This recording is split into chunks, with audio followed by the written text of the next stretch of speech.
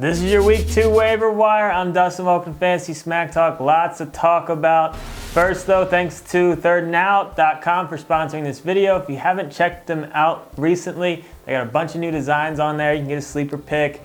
You can get a Smack Talk shirt on there. Check out thirdndout.com. Also, you got a couple more days to vote for our photo contest that we had. We posted a video on it last week, so you can go to our YouTube channel, see the video.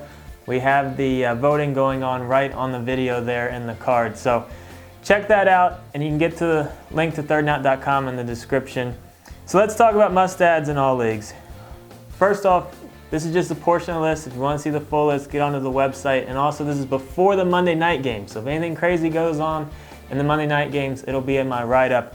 Let's talk about running backs. Charles Sims, I still think he's getting very much disrespected. I talked about him last week. Only on 55% of leagues. He found the end zone week 1. Not a ton of touches, but he's a high upside guy that you can have on your bench that does have week-to-week potential if you need him during bye weeks and whatnot. And if Martin goes down, he could have huge value.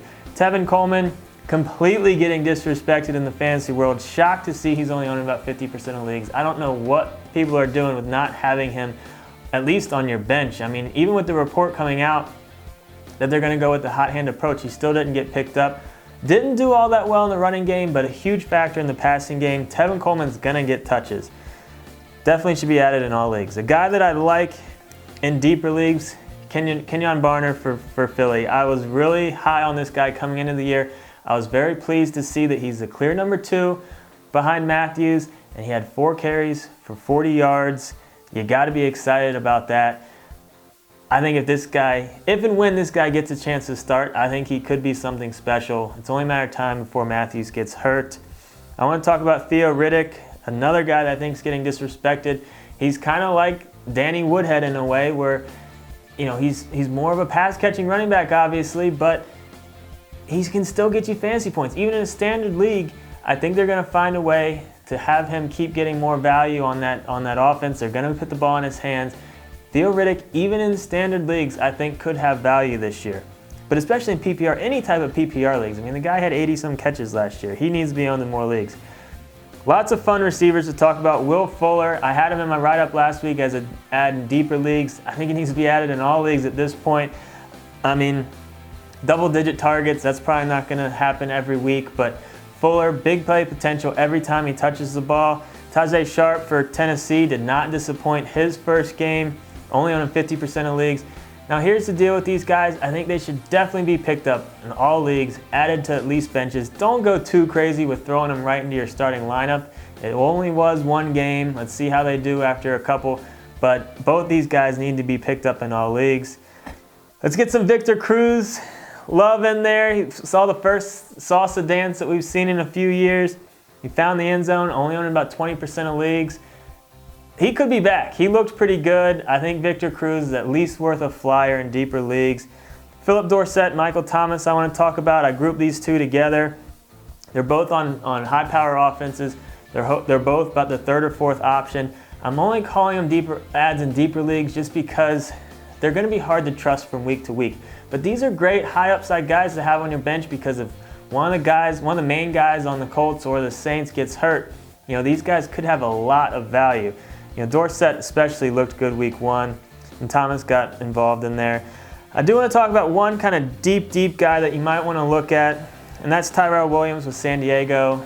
I mean, tough break for all the Keenan Allen owners, but who's going to pick up the slack? You know, it was kind of Inman last year, but he didn't really look all that good.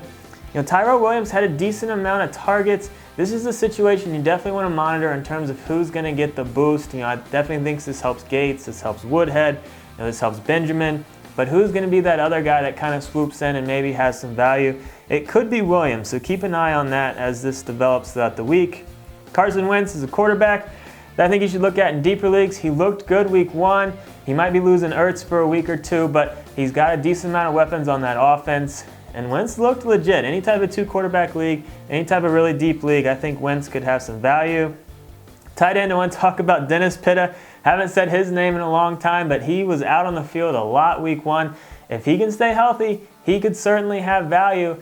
He's only owned in about 5% of leagues. You know, you got people with Ertz that might be looking for someone else. You know, Gronk, if he can't get healthy, Barnage, if you don't want to try to start him again after his goose egg, even though with RG3 out, he should go back to having more value probably. But Dennis Pitta, not a terrible option. And then I want to talk about Jack Doyle a little bit because he did find the end zone twice. I think people are going to go out and grab this guy.